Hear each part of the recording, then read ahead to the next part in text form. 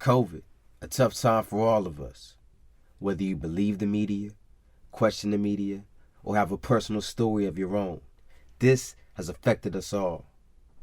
Welcome to the COVID in the Community podcast, brought to you by the Greater Washington Urban League. I'm your host, Xavier Snow. We use this platform to connect with our community and share stories in the hopes of raising awareness and building confidence in our fellow neighbor. It has been said that we are all in this together. However, there are those talking and those listening. My aim here is to make sure all who listen use their best judgment moving forward on this trajectory. It's hard to add flair to such a dire topic, but I assure you, passion and purpose are my main driving forces. Let's get informed in a comfortable way. Welcome to the COVID in the Community podcast. I'm your host, Xavier Snow. This is the first episode. The goal of this podcast is to have candid conversations around COVID 19 and how it has affected our community. If you have any questions about COVID 19, please visit coronavirus.dc.gov. This podcast is being brought to you by the Contact Tracing Awareness Program and is presented by the Greater Washington Urban League. Today is November 13th, 2020, and I am joined by my colleague and good friend, Mr. Landrum Beard of the Greater Washington Urban League. How you doing today, sir? Good morning. Good morning. How are you? I'm blessed, man. I'm blessed to be here. So for the people that don't know who you are, do you mind just telling us a little bit about yourself and what it is that you do? Certainly. Um, as you mentioned, my name is Landrum Beard. I come to this area from the great state of New York, from Buffalo. Um, Took a position at the Greater Washington Urban League as the Director of Philanthropy.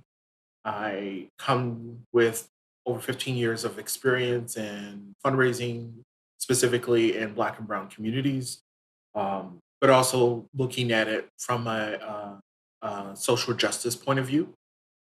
And I'm proud to say that found a place here where I can begin to uh, build upon the careers that I set forth 15 plus years ago.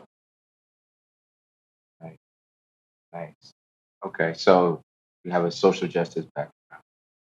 Yeah. If I'm not mistaken, you said you just moved here from New York, right? Yes.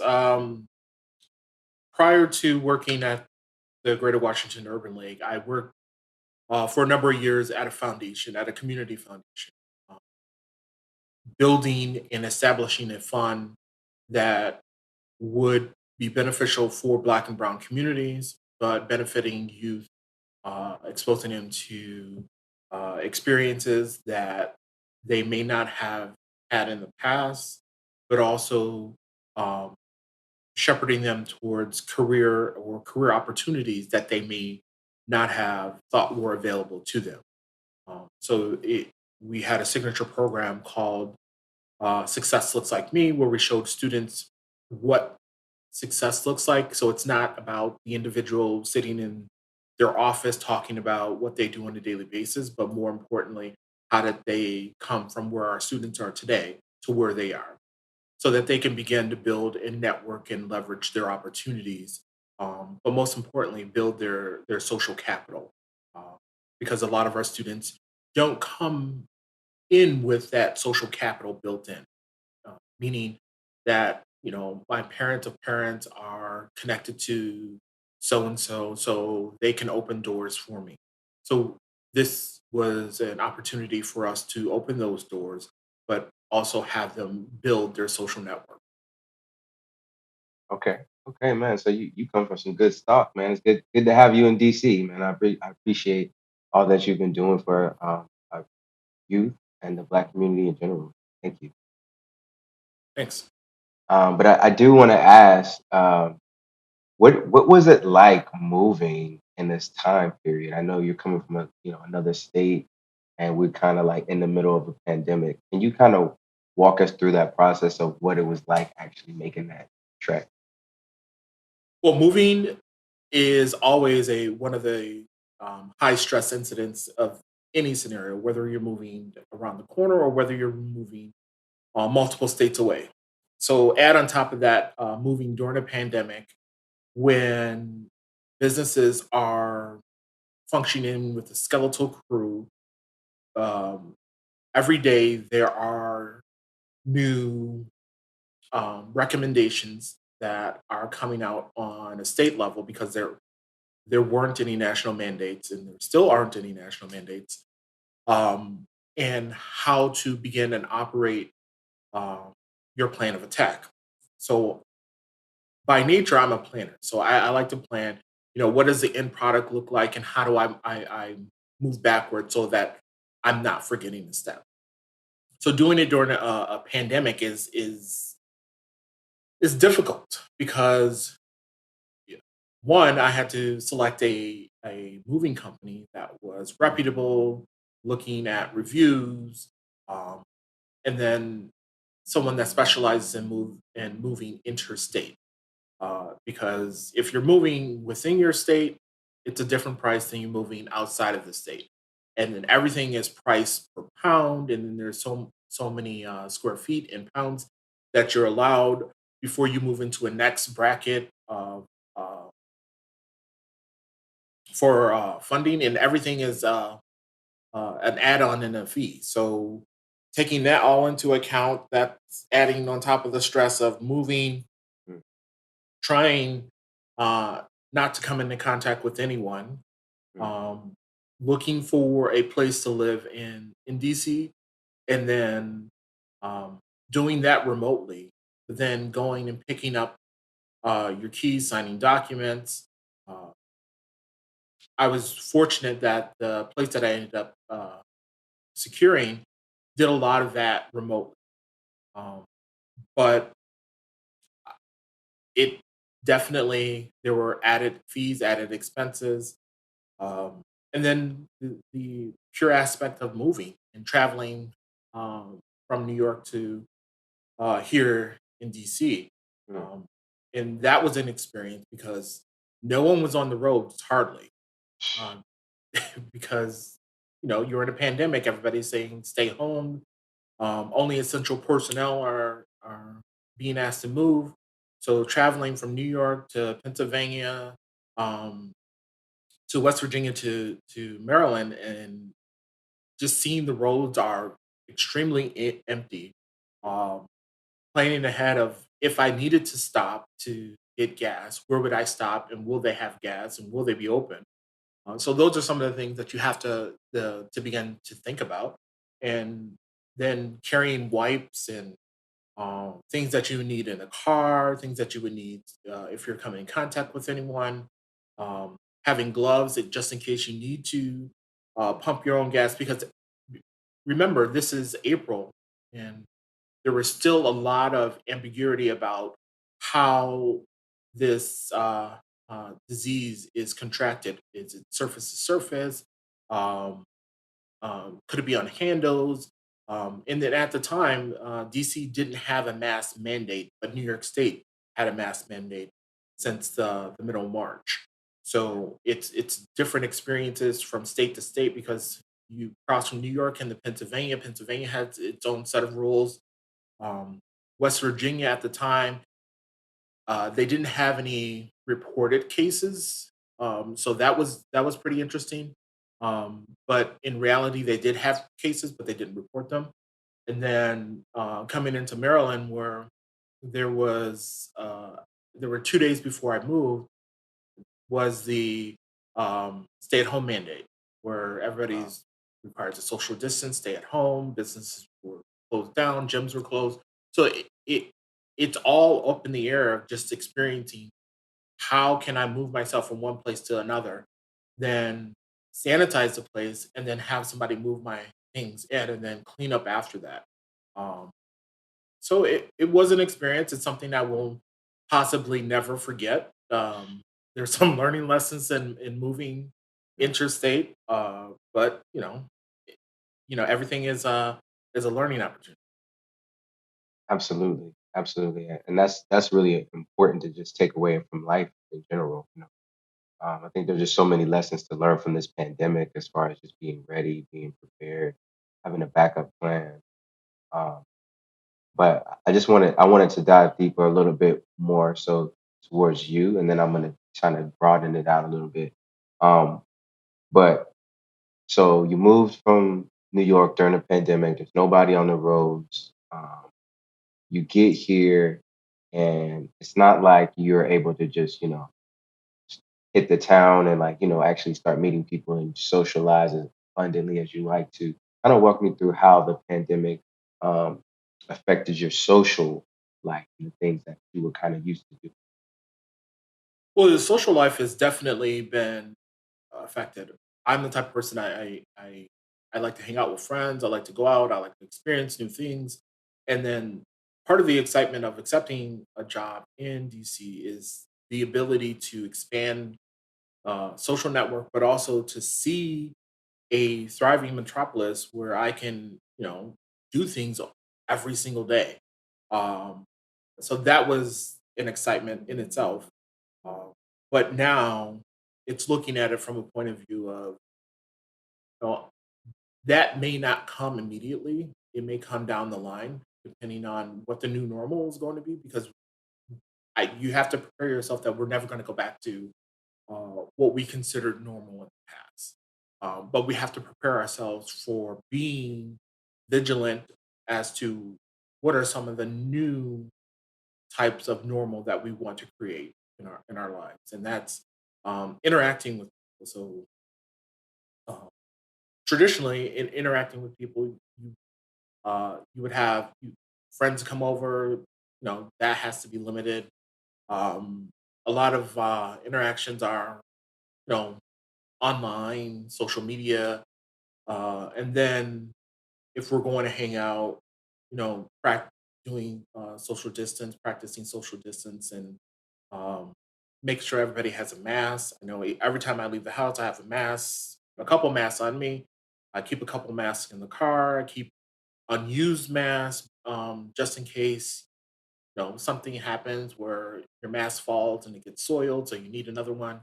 Um, I know a couple times I met with some of my fraternity brothers and um, people that I've met down here previously, and we went to a couple of the museums when they reopened.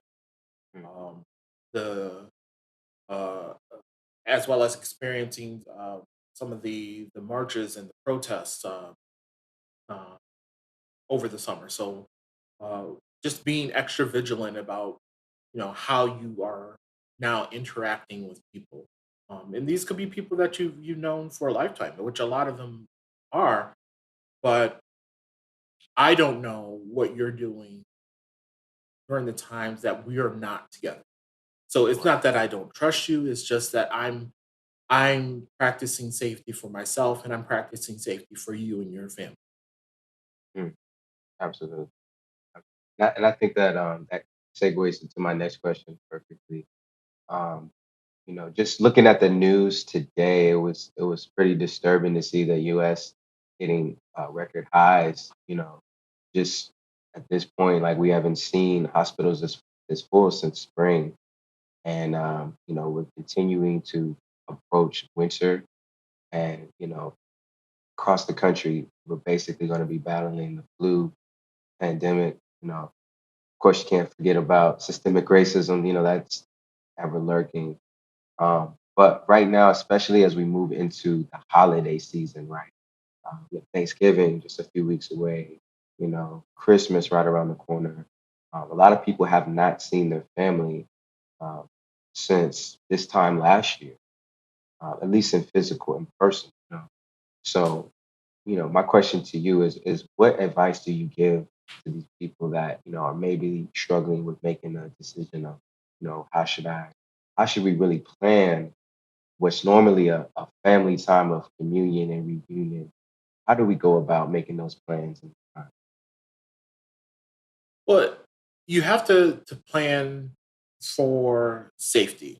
So part of it is every interaction doesn't need to be an interaction physically.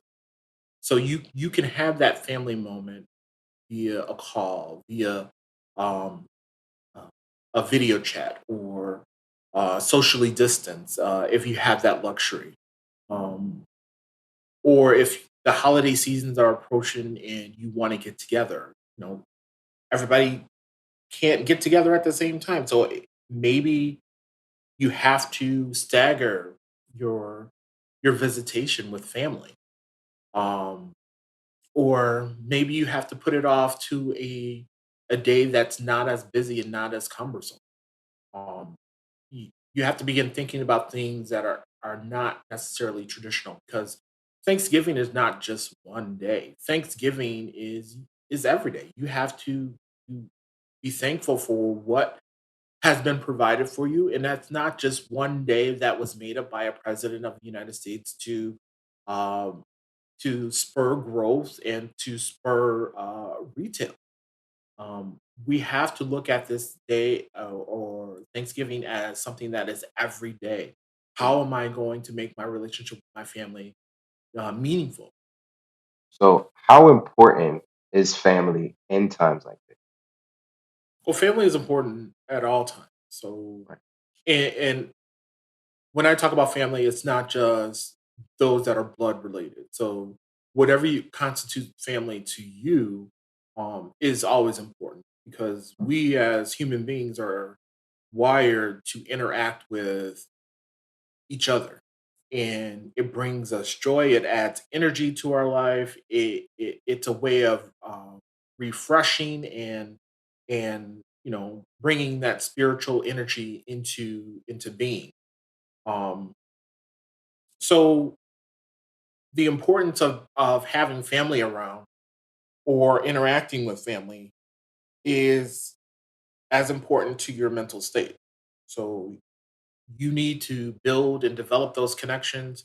Like personally, I have my connection with my family. There are certain days that I call my parents. There are certain times, so we know that during that day, during that time, that there's a call that's going to happen. So we're going to have a call. My sister just had a baby, so there are um, times that we'll call and we'll interact, typically during feeding schedule. So there's times that she's up in the middle of the night that she'll send a text message. Sometimes I'm awake, sometimes I'm not awake, but you know we keep those lines of communication open. And I have family members who are in the area, maybe an hour or two away. We interact. I have a cousin who's in law school in at UDC. So there there are families that are important to you, and then there's families that are bonded through relationships. So I have fraternity brothers that are living in the area, so we have that chance to interact. We have a chance to fellowship, and then one of my line brothers moved down here just about a year ago, um, to take an opportunity to get his PhD. So we're in contact with each other. Just how are you doing? Do you need anything? Is there something that um, we can do together, or just little things like that. Right on. Important to have a strong network, especially in times like this, whether it be your family, your friends, coworkers, got to build that bond. Um, you know, but I got to be honest, man. In today's society, it seems a little bit like um, we were kind of living into an individualistic society. I mean, most people kind of had this mindset that it was, them, them first. It was a me kind of attitude. Um, which, in my opinion, I think that is dramatically different from my parents' time, which was, that whole community aspect where it was literally, if a kid, let's say he's skipping school, his neighbor's going to be right there. He's going to see him. He's probably going to call his mom, something like that. There was a community type of atmosphere. Um, so I guess right now, my question to you is why is it important that we begin to develop a community first mindset during COVID-19 and we start to think about our neighbors as very as important members of our community as well. Well, that I'll break that down into a couple segments. One being, as Black and Brown communities, we have always been a community of us, we, the plural, because going back to the African proverb of Ubuntu, which means "I am because you are," which literally translates to your success is is a direct correlation to our community's success. So that's something that's instilled in us from the moment we are born, and that community aspect will always be with us because you will have that joy, you will have that pride um, from the community versus individualistic, where I did this by myself. Um, I tell people all the time that bootstrap mentality does not exist. There's nobody in this world who have made any type of success Mm, by pulling themselves up by the bootstrap. Whether it's somebody who has opened the door, somebody who's written a letter of recommendation, somebody who has introduced you to the right person, what we're doing is preparation and opportunity is an intersection. So when we as a community are preparing ourselves for what is coming next, we're preparing ourselves for the next great opportunity. So we have our friends and our family members that we have to look after. Yes, there are times where you do not have that familiar relationship with your neighbor, but when you think of something that's not right. So let's say your neighbor has a set schedule and you realize maybe after a couple of days, you haven't really seen your neighbor. You haven't really come in contact with her. Then something's not right. Something's off. We all have that off feeling. right. So having that interaction or reaching out to your neighbor, oh, hey, I haven't seen you in a while. Um, Sending a note, just want to make sure everything's all right. Mm, These are things that we have to begin to put back into practice uh, so that we are taking care of our community. If we see someone on our everyday journey and then sometimes they're not there, that triggers something because you're so accustomed to seeing it that when you don't see it, your brain says, "Hey, there's something missing." So these are the things that we have to take into account, that our neighbor and the survival of our community is a direct result of our survival. And we have to begin to utilize that at every aspect of our relationships, whether it's our within our community or or looking at it globally. How we survive as a race of people is a direct result of how we begin to treat each and every one of us. absolutely, absolutely. I love that. Love that answer. Right now, I respect that. However, you and I both know there's some people that just blatantly don't respect. They don't respect the mask, the social distancing, and I'm just curious. What message specifically would you have for those that are just not taking this virus seriously? And like, what would you say? Well, it is a serious matter. So the way the statistics are, everybody will know somebody who has been affected by this virus. Um, I have friends who have lost parents. I have friends who've lost siblings. I have friends who have lost loved ones, partners. Um, and this virus does not discriminate. Yeah, a vast majority of people will recover from the virus. But what we're finding today is that there are lingering residual effects of this virus that will last and carry on into their daily lives, whether it's the mental fog or whether it's additional health related problems. So it's not something like you catch the flu, you recover from the flu, and you go about your daily life. this is something that may be with you for a long period of time. It will have residual effects. So individuals who don't believe that it's not there and it's not um, uh, going to affect them, I will just invite them to rethink it, because even if you don't believe that this is something that will affect you, I would say wear a mask and practice these precautions. One, nobody wants to be around or um, you know, germs. Germs I'm a germaphobe. So I practice an abundance of, cleaning. You were ready for the pandemic. Not necessarily ready, but I had my arsenal ready. Okay. But for individuals, basic hand washing, interacting, yeah, we may not be able to um touch our friend's skin to skin, but um a mask is what we're asking everybody to practice, that self-care. You practice the self-care for anything and everything you want to achieve your dreams. This is another avenue for you to practice self-care where you can help your community members, you can help yourself, and you can help your family, because you don't want to bring anything from the environment back to hurt or harm your family. Just like that, man. Couldn't say it better myself. Uh, so personally, I have a very so there was a quote that I was actually taught in college that kind of stuck to me.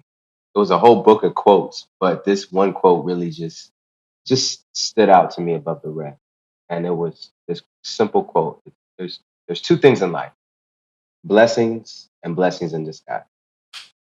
And right now, as we're in this pandemic, I can't help but force myself to try to think of the silver lining. Do you think that there are some underlying things that may have actually been a blessing in disguise as it relates to COVID-19? There are a few, both individually and globally. If we look at globally, the uh, the mass protests, the looking at social justice, we're looking at um, police brutality. Would we, as a country, have seen what we saw had everything been what we call before normal? Meaning, we didn't have sports, we didn't have um, the entertainment that would shift our mind away from what's going on in society. Mhm. Would we have all seen the same things that we saw, whether it's Ahmaud Arbery, George Floyd, um, through that same lens, if it weren't for this disease? Would we have been able to mobilize and listen to messages of how we can get out our vote if it weren't for this disease? Would we as a community look at various ways that um, housing and food deserts and sustainability affects our community if it weren't for this disease? Yes, there were people who were advocating for all of this all along, but as a mass, would we have seen that as a country? Or would we have turned a blind eye because it's not of interest and it's not directly aligned with my mission and where I'm going in life? This disease has unmasked the ugly of humanity, but it's also unmasked the brilliance of humanity, of individuals who were willing to take a risk and travel from state to state to help their fellow human, whether it's individuals on the front line who went from the West Coast to the East Coast to help out because they recognize that, yes, it's my duty as an individual to help my community. Would it have been uh, for all of us in the DMV area to look at this disease as something that is affecting housing, affecting education, affecting the resources for connectivity, the these Wi-Fi connectivity with our students. That has been an issue that Black and Brown students don't have the same connectivity to the internet and its resources, yet are still required to utilize the tools in order to achieve scholastically. So this disease has opened our eyes to the the um, the needs of our community, and some people are stepping up, and others still need to come to the table. The thing about resources and opportunities, when it comes to fundraising, when it comes to these type of things, I always specify that it's not high, it's not finite. When the last piece is gone, it doesn't mean that there's not any more pie. We're growing the pie. We're growing the table. We're inviting more people here. We're inviting more people in. So we are taking more of a humanistic approach to it, of inviting back the humanity into our existence. Um, but then we also have to look at the mental health aspect. Mental health was always on the radar, but it was seen as sort of it happens or it doesn't happen. Now we're really looking at what are the effects of mental health on our well being. And these are the discussions that I enjoy having, and these are the discussions that we need as a community to continue having. Absolutely, absolutely. And one of those organizations that are actually facilitating the distribution of information and just helping out with those resources in our community is the Greater Washington, which you are part of.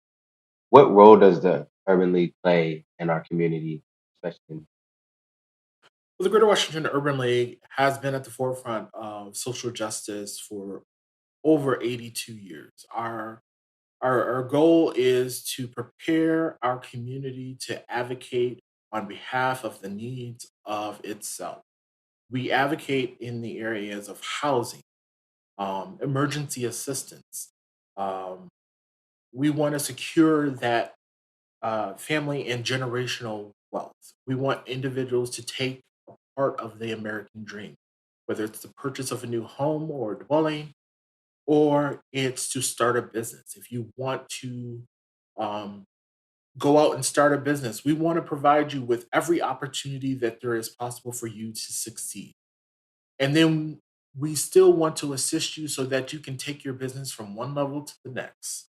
mm, With education, making sure that our students do not have to worry about these additional financial burdens with when they're in their first or second year of college, when it's more likely that our students, Black and Brown, are likely to drop out at a higher rate because of those financial burdens. When it comes to uh, financial empowerment, what is your relationship with money? How do you interact? How do you plan and budget? Um, we have tips and tools and techniques that will get you to where you want to see yourself financially and where you want to see yourself down the line. Um, we're always here. We're always here to help. We have our affiliate programs with our Thursday Network, which are young professionals, and our guild, which are individuals who advocate on behalf of our community. We are here for all of our community members from cradle through career. right on? That's actually what drew me here, honestly, the community aspect. And I just want to thank you personally just for sharing your time and your knowledge on how this virus has impacted you personally. I really appreciate you opening up and reflecting on these experiences. Um, so just so we know, where can people find you? How can they contact you? Learn more information about the Urban League. Well, you can find us on any one of our social media channels, or you can go directly to our website, which is www.gwul.org. Same thing with our social media. It's GWUL 365. And if you want to contact me directly, my email address is lbeard, LBEARD, at gwul.org. O-R-G. Now, is there any last remarks that you want to leave our audience with today? Well, when it comes to COVID, we know that the numbers are rising. We know that um, we, as well as the entire world, is entering into its second wave. So we've done this before. We've been through this. What we're asking is that everybody to practice self care, to practice social distancing. Make sure you wash your hand, and make sure check in on your neighbor every now. We dealt with some amazing topics today. Thank you for staying with us. Stay connected with us directly through gwul.org/CCTAP. You can also join the discussion on Twitter at GW Urban League and Instagram at GWUL365. If you would like to speak with us directly, please send us an email through gwulinfo@gwul.org. And as always, thank you for allowing understanding while dealing with all different opinions. This concludes the COVID in the Community podcast. Don't forget to like, subscribe, and visit coronavirus.dc.gov for all the up-to-date statistics on COVID-19 in DC. Until next time, remember to wear a mask, social distance, and always wash your hands.